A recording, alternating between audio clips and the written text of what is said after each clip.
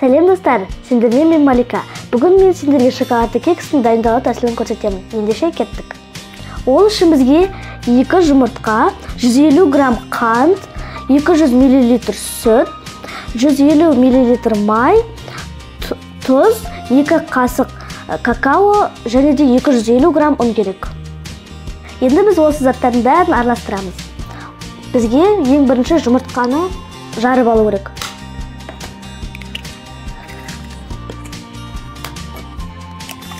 Және де үстіне 150 грамм қантты салу керек.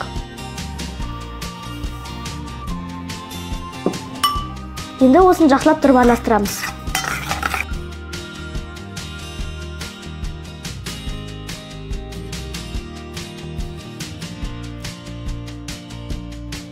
Болды.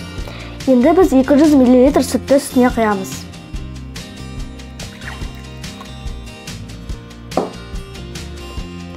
Енді 150 мл сұйық майды үстіне құямыз.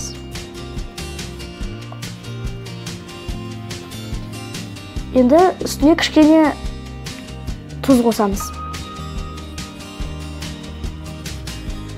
Енді осының бәрін жақсылап араластырамыз. Үстіне 2 қасық какаоны қосамыз.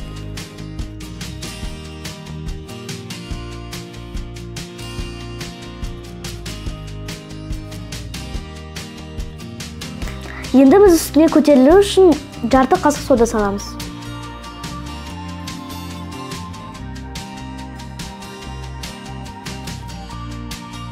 Енді үстінен електен өткізілген ұнды саламыз.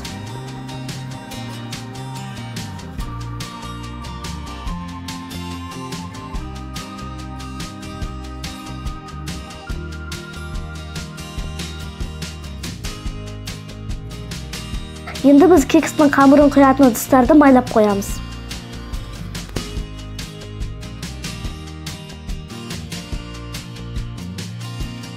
Мен формалардың бәрін майлап шықтым, енді жасаған қамырымызды құямыз.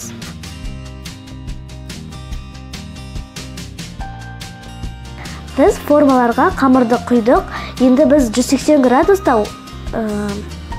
30 минутқа қызып тұрған пешке қоямыз. Біз кекстерімізді қызып тұрған пештің үстіне салдық, бізге кәдімгі әсел пеші. Мен кекстерді пештен шығардым, жерде оның бетіне сахарный пудра септім.